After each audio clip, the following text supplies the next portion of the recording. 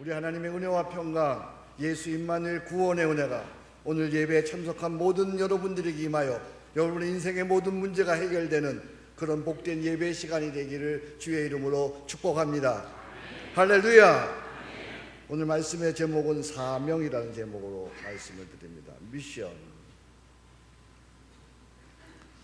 지난 화요일 13일에 우리 교회 아트원에서 하나의 아주 멋진 아름다운 토크쇼가 있었습니다. 우리나라 철학 1세대로 시대의 지성으로 일컫는 김형석 교수님과의 토크쇼였습니다. 제가 패널로 참여를 했습니다. 저기 이렇게 저분이 99세 되신 분이십니다.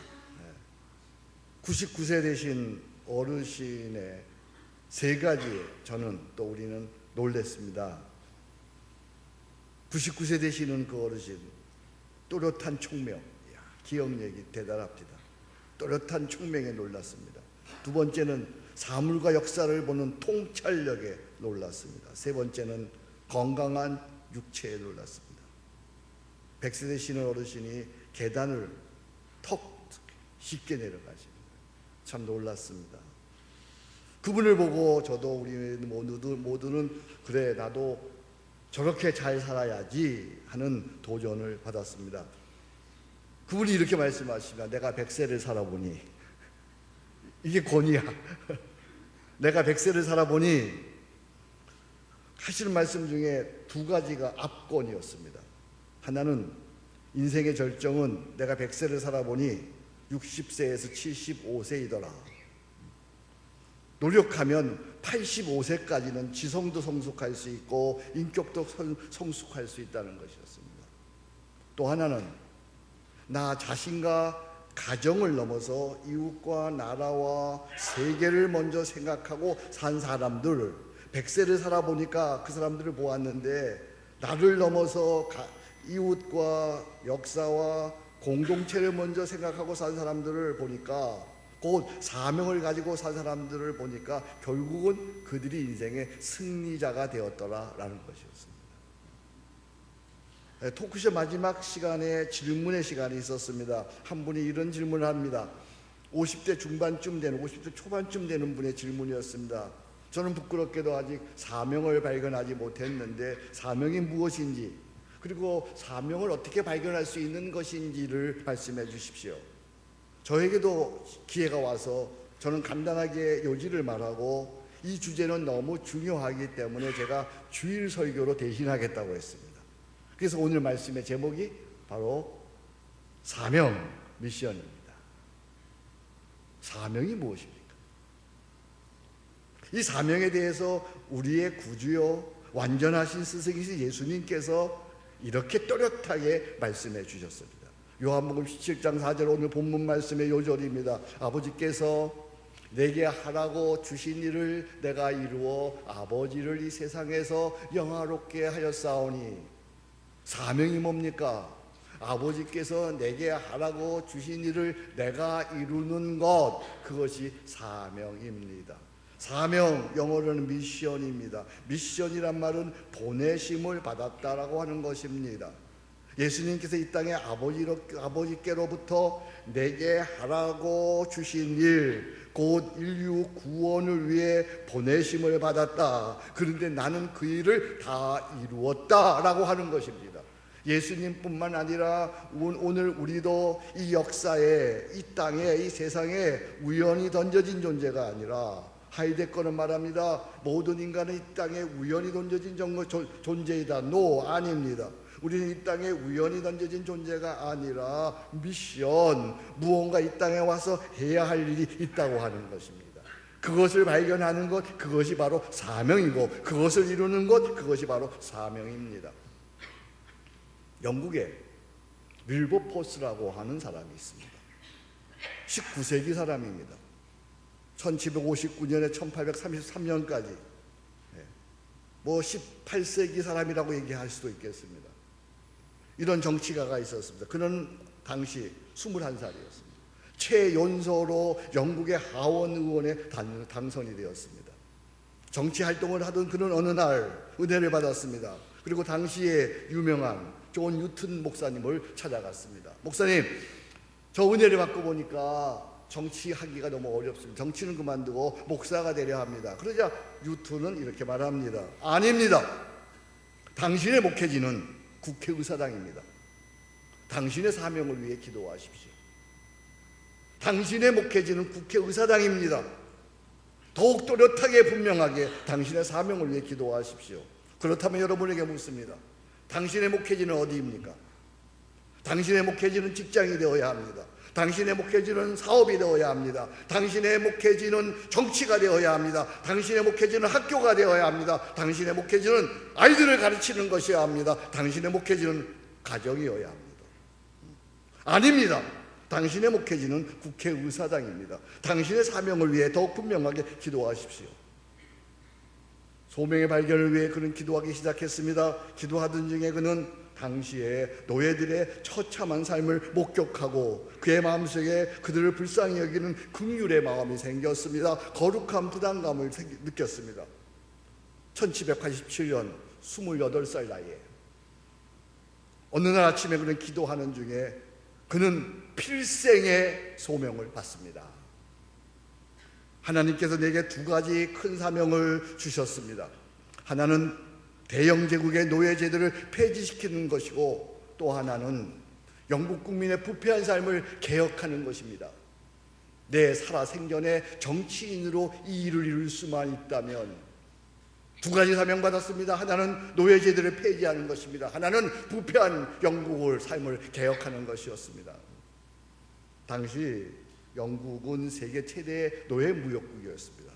국가 재정의 40%를 이 노예 무역으로 충당해가고 있었습니다. 이런 상황에서 노예제도를 폐지한다는 것은 그건 험난한 일이고 불가능한 일이었습니다. 그는 하원에서 노예 무역 폐지를 주장했습니다. 그러나 11번이나 좌절해야만 했습니다. 그에 대한 비난과 모욕과 위협이 그치지 않았습니다.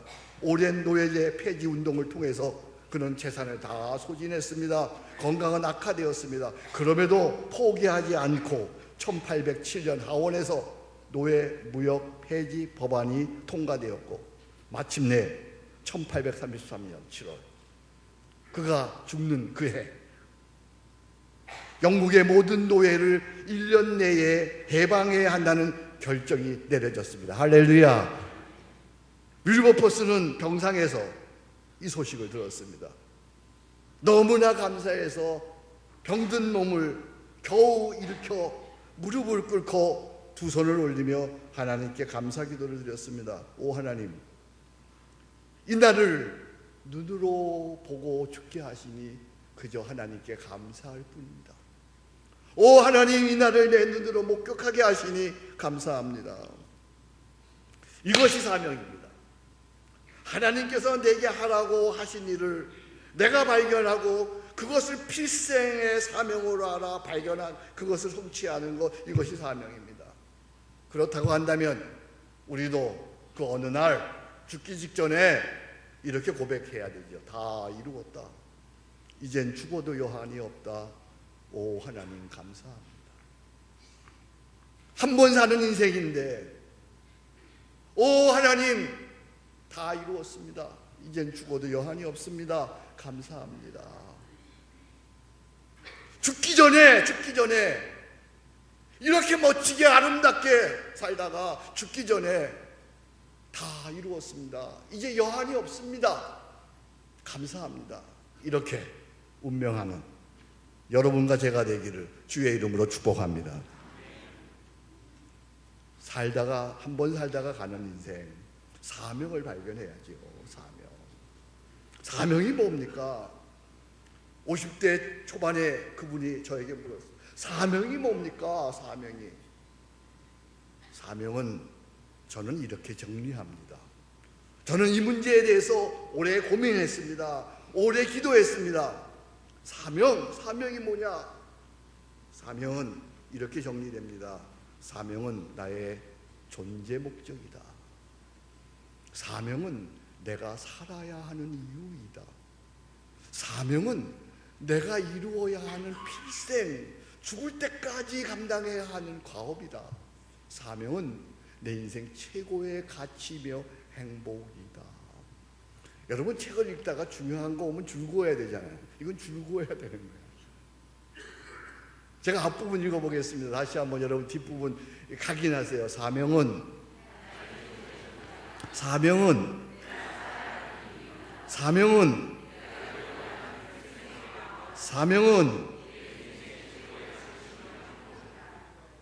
여러분, 이게 있느냐는 거예요. 예.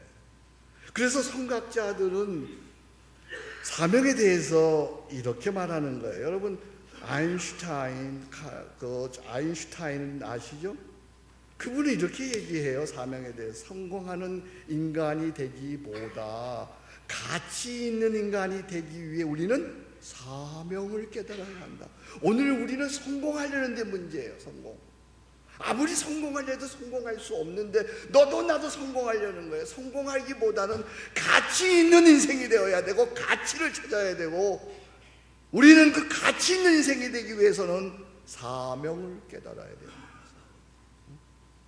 그래서 카일틴이라고 하는 아주 저명한 인류 역사에 참 좋은 명언들을 남긴 카일틴은 이렇게 말합니다. 내 인생의 최고의 날은 나의 사명을 자각하는 날이다. 내 사명을 자각하는 날, 그날이 내 인생의 최고의 날이다. 이것을 영원한 인류의 스승이신 우리의 구주이신 예수님은 이렇게 말씀하시는 거예요. 아버지께서 내게 하라고 주신 일을 내가 다 이루었습니다. 오늘 우리 모두 사명을 자각하여 여러분 인생에 있어서 내 인생 최고의 날이 되기를 주의 이름으로 축복합니다. 오늘이 최고의 날이 되어야 돼요. 사명을 자각하는 날. 그러면 사명을 어떻게 자각할 수 있는 것입니까? 사명을 어떻게 발견할 수 있는 것입니까? 오늘 말씀이 키포인트예요. 어디 가서도 쉽게 여러분이 들을 수 없는, 제가 오랜 동안 고민했던, 하나님께로 받았던 지혜를 오늘 여러분들과 나누려고 해요. 어떻게 하면 내 인생에 나만의 사명을 발견할 수 있는 것인가? 첫 번째, 나만의 사명은 대략 다음에 4가지로부터 발견이 되어지는 거예요. 첫째, 재능이 사명입니다. 재능이 사명이에요. 재능. 하나님께서 내게 할 수 있는 일, 불가능한 일을 나에게 맡기시는 게 아니에요. 하나님께서 나에게 어떤 일을 맡기실 때는 내가 잘할 수 있는 일, 즐겁게 할 수 있는 일, 기쁘게 할 수 있는 일을 맡기시는 거예요. 즐겁게 잘할 수 있는 일이 있다면 그것을 사명으로 연결시켜야 돼요. 그것이 사명이에요. 에머슨은 이렇게 말합니다. 모든 사람에게는 천직이 있는데, 천직이라는 건 뭐예요? 하나님께서 나에게 주신, 하늘이 내게 주신 직업이 있는데, 천직의 가장 중요한 것이 재능이고 은사고 재능이 곧 사명이다. 내가 잘할 수 있는 건 뭐예요? 잘할 수 있는 걸 해야 돼요. 잘할 수 있는 걸, 자녀들에게도 잘할 수 있는 걸 시켜야 되는 거예요. 어떻게 다 공부를 잘할 수 있어요? 걔가 잘할 수 있는 걸 발견하는 거예요. 걔가 잘할 수 있는 걸 가르치는 거예요. 제가 잘할 수 있는 걸 격려하는 거예요. 차범근이는 공 잘 찼어요. 그것이 그의 사명이야. 누구는 바이올린을 잘했어요. 그것이 그의 사명이에요. 잘할 수 있는 것, 재능이 사명이에요. 두 번째, 축복이 사명이에요. 하나님께서 나에게 성공을 주셨습니다. 나에게 성취를 주셨습니다. 나에게 높은 직위를 주셨습니다. 나에게 어떤 출세를 주셨습니다. 나에게 어떤 부요함을 주셨습니다. 나에게 재산을 주셨습니다. 나에게 돈 버는 능력을 주셨습니다. 이 복을 주실 때에는 다 이유가 있는 거예요. 그 받은 복으로 교회를 섬기라고, 나라를 섬기라고, 이웃을 섬기라고, 세계를 섬기라고, 선교를 하라고 하나님께서 주신 거예요. 하나님께서 나에게 주신 그 놀라운 복을 내가 사용하지 않으면 그것이 썩게 되는 거예요. 그것이 없어지는 거예요. 그것이 화가 되는 거예요. 에스더는 포로로 잡혀가서 거기서 왕후가 되었습니다. 왕후가 된 것을 이스라엘을 구원하라는 사명으로 받았습니다. 그의 삼촌 모르드게가 그에게 가서 얘기합니다. 얘야, 내가 왕후가 된 것은 오늘 이 날을 위함이 아니냐, 이 때를 위함이 아니냐. 네가 왕후된 것은 우리를 구원하려고, 이스라엘을 구원하려고 된 것이 아니냐. 그는 그 말을 듣고 도전을 받고 믿음으로 금식하면서 민족 구원의 사명을 이룬 거예요. 축복이 사명이에요. 축복. 하나님께서 나에게 주신 남다른 축복이, 그것이 사명이란 말이에요. 세 번째, 부담감이 사명이에요. 부담감. 하나님께서는 어떤 일, 어떤 사건에 대해서 자꾸 부담감을 주시는 거예요. 긍휼의 마음을 주시는 거예요. 안타까운 마음을 주시는 거예요. 저거 어떡하지? 저거 내가 해야 되는데 저거 어떡하지? 저거 어떻게 하면 좋겠지? 부담감을 주는 거예요. 부담감. 영감을 주는 거예요. 느헤미야는 예루살렘 성벽이 무너졌다는 소식을 들었어요. 그 소식을 듣고 이걸 어떡하지? 이걸 어떡하지? 울기 시작했어요. 금식하기 시작했어요. 기도하기 시작했어요. 그 후로 그는 예루살렘 성벽을 재건하는 일을 자신의 사명으로 받았어요. 그래서 그 일을 완수했어요. 어떤 일이 자꾸 거룩한 부담감이 생기면, 우리가 이렇게 귀한 예배당을 지었어요. 이 예배당을 어떡하지? 자꾸만 부담감이 생기는 거예요. 안타까움이 생기고 감동이 생기면 그것이 나의 사명이에요. 거룩한 부담감, 그것이 사명이에요. 네 번째, 고통이 사명이에요. 아픔이 사명이에요. 동병상련이라고 하는 그런 말이 있어요. 아파본 사람만이 그 사람의 아픔을 알 수 있다. 그렇습니다. 아파본 사람만이 그 사람의 아픔의 상처를 이해하고 그를 섬길 수 있고 그를 도울 수 있는 거예요. 장애를 가진 분들이 그 고통을 승화시켜서 어느 날 장애인을 섬기는 목회를 하고 선교를 하는 거예요. 우리나라의 유명한 시각장애를 가진 강영구 박사는 미국 부시 행정부의 백악관 장애인 정책 차관보로서 미국뿐만 아니라 전 세계 장애인을 섬기는 사명을 감당했어요. 그의 고통이, 그의 아픔이, 그의 눈 못 보는 그 아픔이 사명이 된 거예요. 오늘의 고통을 믿음으로 이겨내면 후에 나만의 사명이 되는 줄로 믿습니다. 저는 교회를 개척해 본 사람이에요. 개척한 사람들의 아픔을 누구보다도 알아요.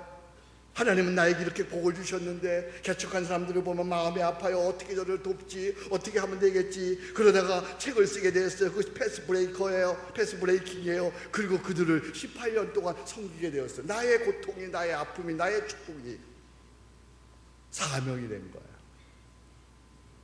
자, 사명을 어떻게 발견하는 거예요? 하나, 뭐가 사명이에요?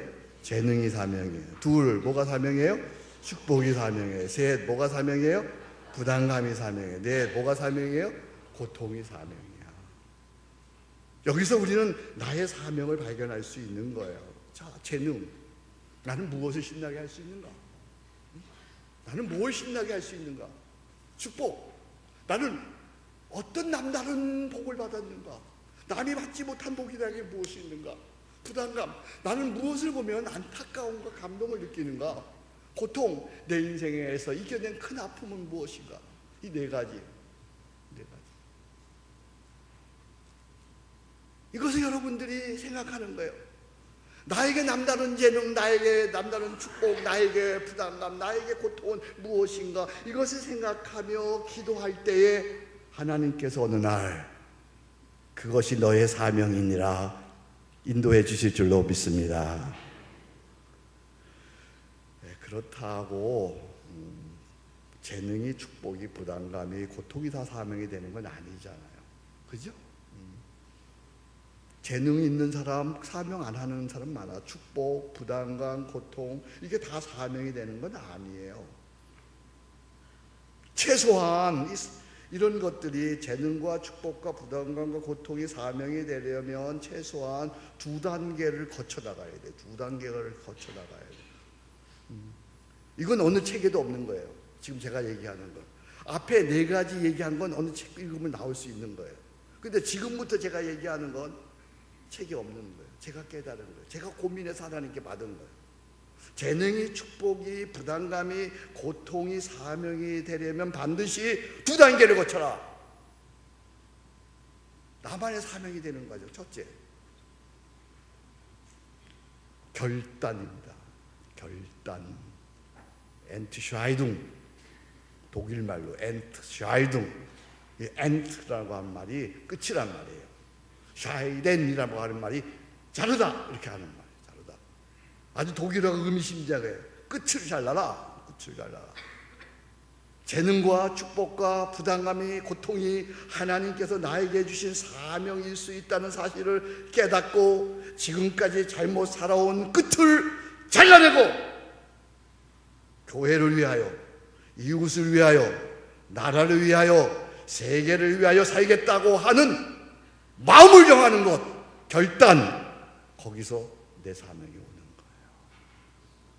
어떤 직종에서 일하든지 나보다는 먼저 나의 이런 재능을, 나의 이런 축복을, 나의 이런 부담감을, 나의 이런 고통을 이 직장에서, 내가 이 직장에서, 이 교회에서, 이 나라에서, 이 민족에서, 이 세계 속에서 내가 감당하리라. 내가 이거 먼저 감당하리라. 결단할 때 그것이 나의 사명이 되는 거예요. 예수님께서 십자가를 지시기 전에 이제 십자가를 지시고자 결단하시고 그 길을 나아가십니다. 저는 이때 이런 단어를 쓰죠. 직선적인 결단. 잘하나 우러나 치우치지 않고 직선적으로 그 길로 해가는 거예요. 누가복음 9장 51절. 예수께서 승천하실 기약이 참에 예루살렘을 향하여 올라가시기로 굳게 결심하시고, 하나님이신 아들이 그분도 십자가를 지시기로 그것이 하나님의 뜻인 줄 알고 그것이 나의 사명인지를 깨닫고 이제 그 길로 가고자 굳게 결심하시고, 나의 직업을 통해서, 나의 재능을 통해서, 나의 축복을 통해서, 나의 부담감을 통해서, 나의 고통을 통해서 이제 내가 그의 나라와 그의 의를 위하여, 하나님을 위하여, 복음을 위하여 내가 살겠다고 엔트샤이드, 끝을 자르고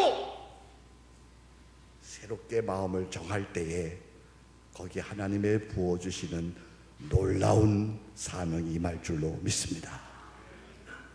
결단하셔야 돼요. 여러분들이 오늘 결단하셔야 돼요. 오 주님, 제가 오늘 끝을 자르겠습니다. 엔트샤이드. 재능, 축복, 부담감, 고통, 하나님 나에게 이거 주셔서 감사합니다. 내가 이것을 그의 나라와 그의 의를 위하여 살겠습니다. 아멘. 그러나 이것 가지고 부족합니다.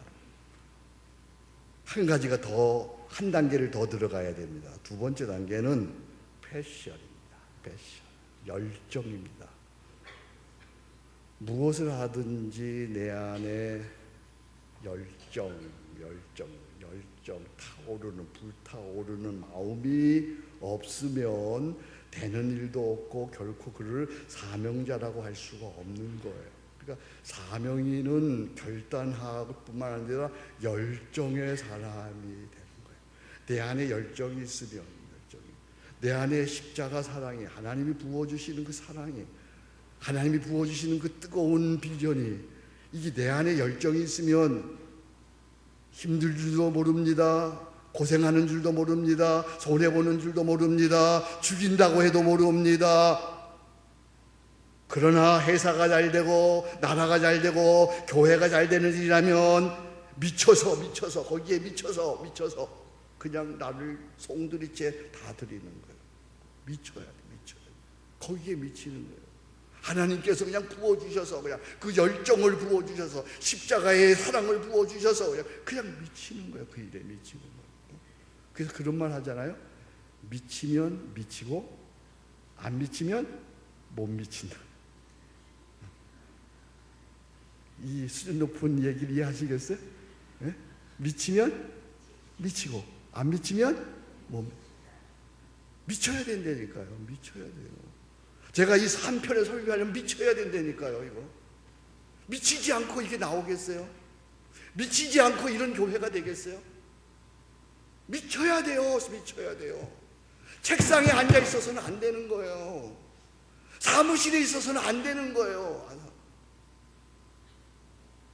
동사 목사라고 우리 교회에 있네요. 동사는 움직이는 목사예요. 동사는 죽는 목사예요. 죽는 목사. 미쳐야 되는 거예요. 미치면 되는 거예요. 미칠 때에 열정을 가지고 그 일에 미칠 때 거기에 기쁨이 있어요. 거기에 성취가 있어요. 그 나만의 사명이 되는 거예요.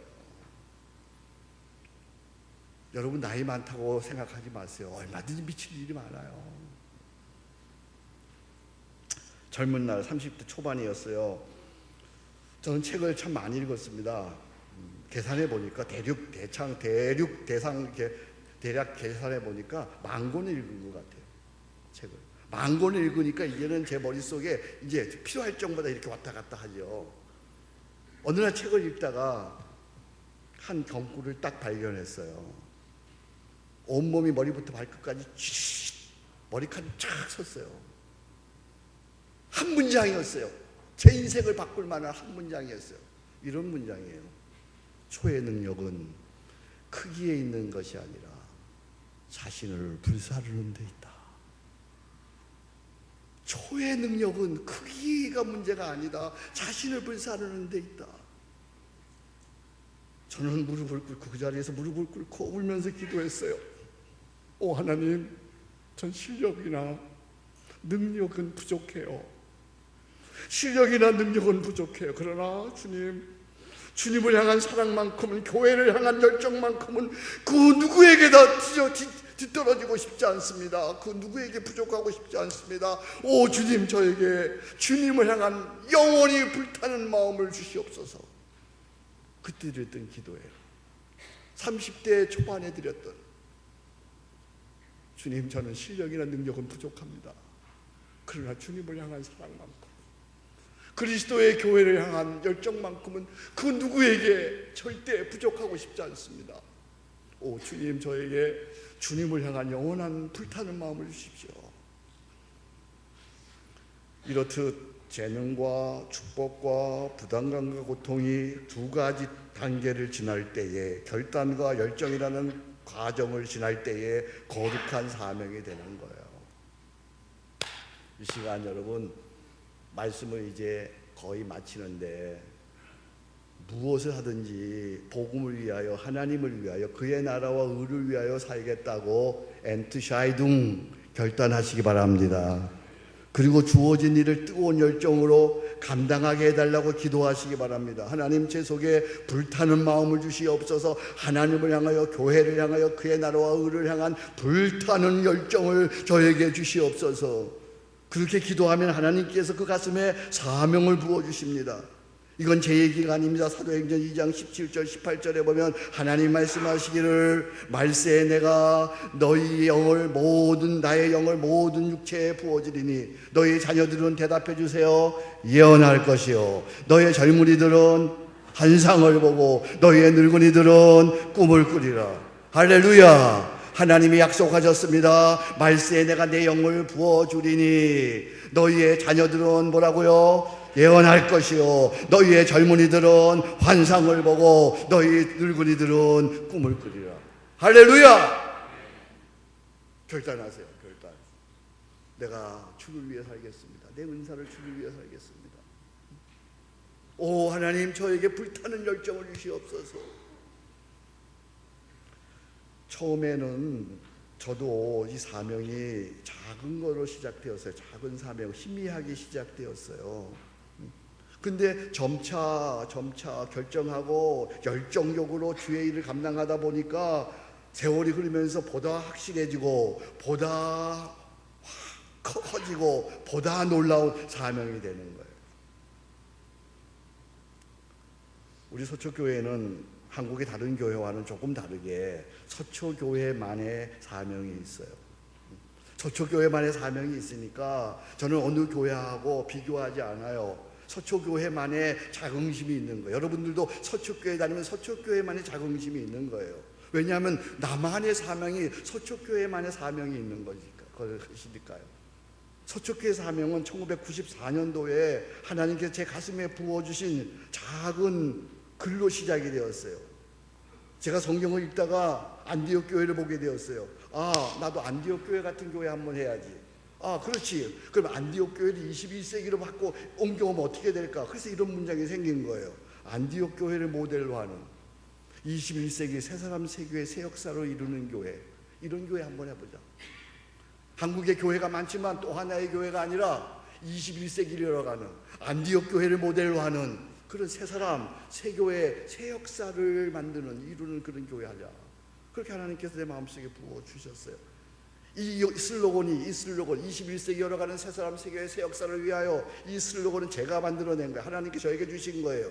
근데 1999년도쯤 2000년도 되니까 한국에 이 열풍이 일어났어요. 이 말이 21세기 열어가는 새 사람 새 교회 새 역사를 위하여, 이게 한국의 하나의 슬로건이 되었어요. 이것이 이제 이렇게 기도하다가 또 하나님께서 조금 더 스마트하게, 조금 더 신선하게 이렇게 바꾸게 해주셨어요, 마음에. 그래서 성문화에서 이렇게 바꿨어요. 똑같은 얘기지만 시대에 맞게 2000년도에 들어와서 제가 이렇게 바꿨어요. 21세기 푸르고 푸른 희망 공동체 서초교회. 아까 21세기 열어가는 새 사람 새 교회 새 역사를 위해서 그것을 푸르고 푸른 희망 공동체 서초교회로 명명을 하게 되었어요. 그러다 하나님께서 제 마음속에, 그러면 어떻게 21세기 푸르고 푸른 희망 공동체를 만들 거냐? 그래서 세 가지 살려내겠습니다. 하나, 사람 살린다. 둘, 기독문화 살린다. 셋, 작은 교회 살린다. 교회가 뭐 하는 것이냐? 사람 살리는 것이다. 사람이 평안하고 사람이 강건해지고 사람이 행복해지고 사람의 구원을 얻는 그런 교회, 사람을 중시하는 교회 한번 해보자. 시대와 민족을 바꾸려면 문화가 바꿔줘야 된다. 기독문화를 바꿔보자. 셋, 한국에 많은 교회들이 있다. 큰 교회 있다. 근데 큰 교회보다는 작은 교회들이 건강해져야 이 나라 이 민족이 산다. 작은 교회 살리자. 세 가지. 그러다가 2017년 작년이에요. 하나님께서 또 저에게 하나의 살리는 사명을 또 주셨어요. 이제 이 나이 되니까 눈에 보이기 시작한 게 하나가 왔어요. 넷, 쉬지 않는 기도를 살린다. 쉬지 않는 기도가 살아나야, 쉬지 않고 기도하는 일이 살아나야 예수님과 동행하게 되고 예수 임마누엘의 구원을 경험하게 되고 예수 임마누엘의 부흥을 경험하게 되는 것이구나. 그래서 저는 요즘 쉬지 않는 기도의 교본을 미친 듯이 쓰고 있어요. 패스 브레이크라는 책이 나와서 그 책을 가지고 한국의 작은 교회들 새롭게 했듯이 쉬지 않는 기도의 교본이 나오면 그거 가지고 쉬지 않고 기도하는, 정시기도 항시기도 쉬지 않고 기도하는 붐을 한국 교회에 새롭게 만들어 가려고 생각해요. 이는 이 네 가지, 우리 서초교회만 해주신 네 가지 사명, 여러분이 한번 고백해 보겠습니다. 하나, 다시요. 하나, 둘, 셋, 넷. 하나가 작년에 더 받은 거예요. 제가 하나 더 받은 거예요. 이는 나를 살리고 한국교회를 살리는 서초교회만의 사명이 되는 거예요. 비로소 서초교회는 하나님이 기뻐하시는 바로 그 교회가 되어질 줄로 믿습니다. 세상을 살리는, 세상의 희망되는 바로 그 교회가 될 줄로 믿습니다. 뿐만 아니라 여러분과 여러분의 자녀들이 대를 이어가며 30년, 60년, 100년 대를 이어가며 복받는 형통한 교회가 되어질 줄로 믿습니다. 이 살리는 사명, 이건 서초교회만 있는 사명이에요. 여러분 서초교회 오셔서 살아나기를 축복합니다. 여러분의 자녀들도 살아나야 합니다. 살아나야 돼요. 이 놀라운 사명을 감당하기 전에 먼저 우리가 감당해야 하는, 이렇게 말할 수 있을 거예요, 선제적 사명이 있어요. 선제적 사명. 그것이 뭐냐면 오늘 여러분들이 하나님 앞에 드려진 성전 봉헌이에요. 성전 봉헌만 하나님께 우리가 드려진다면 우리는 이 네 가지 살리는 사역을 통해서 민족을 새롭게 하고 나라를 새롭게 하고 교회를 새롭게 하고 역사를 새롭게 할 수 있어요. 뿐만 아니라 여러분의 자녀들이 이 네 가지로 인해 살아난다면 세계 각처에서 글로벌 하나님 나라의 리더, 난 이 단어 좋아합니다. 글로벌 하나님 나라의 리더로 여러분의 자녀들이 수없이 무수하게 우리 교회에서 일어나게 될 줄로 믿습니다. 할렐루야! 이 네 가지 기본적인 사명이, 사역이 여러분 속에 살아나면 여러분의 자녀들은 저절로 잘 되는 거예요. 자, 이제 결단하십시다. 사명은 나이하고 상관없어요. 능력하고 상관없어요. 형편하고 상관없어요. 제가 24년 전에 저에게 받은 사명, 그건 나이하고 상관없어요. 나는 아무것도 할 줄 모르는 사람이었어요. 근데 사명을 주셔서 기도하고 결단하고 불타는 열정으로 나오니까 하나님께서 만들어 가시는 거예요. 사명은 언제나 결단으로 시작합니다. 결단으로 시작합니다. 사명은 언제나 열정으로 이루어집니다. 기도로 이루어집니다. 그렇다면 누가 서초교회 살리는 사명을 나의 사명으로 받겠습니까? 누가? 바울의 사명을 누가 이어받았어요? 받았어요. 나의 사명으로. 바울의 사명을 디모데가 나의 사명으로 받았어요. 바울의 사명을 브리스가와 아굴라가 나의 사명으로 받았어요. 누가? 김성영 목사에게 부어준 이 사명을, 이 불타는 사명을 나의 사명으로 받겠습니까? 나의 사업도, 나의 직장도, 나의 자녀도, 나의 인생도 네 가지 살리는 사명, 그걸 나의 사명으로 받겠습니다. 누가 이 사명을 받겠습니까? 지금 결단하세요. 그리고 불타는 열정으로 사명을 향해 달려가게 해달라고 기도하세요. 언젠가 하나님께서 저에게 주셨던 마지막 문장으로, 시어로 말씀을 마칩니다. 그대 사랑으로 나를 불사를 수 있다면 한 줌의 죄로 쓰러져도 나는 행복하겠어요. 그대 사랑으로, 하나님 사랑으로, 교회 사랑으로, 나라 사랑으로 나를 불사를 수만 있다면, 서초교회가 네 가지 살리는 사명을 잘 감당할 수만 있다면 나는 한 줌의 죄로 쓰러져도 행복하겠어요. 이 사명이 여러분들에게 있기를 주의 이름으로 축복합니다. 오 주 하나님, 오 끼리엘레이선 주여, 우리를 불쌍히 여겨 주옵소서. 한 번 살다가 가는 인생 하나님 사명자로 살게 해 주옵소서. 우리 교회 그 어떤 세계교회에서도 없는 네 가지 살리는 사명을 주셨사오니 이 사명으로 인하여 우리 한국교회가 살아나게 하옵소서. 이 사명으로 인하여 내가 살아나게 하옵소서. 이 사명으로 인하여 우리의 가정이 살아나게 하옵소서. 예수님 이름으로 기도합니다. 아멘.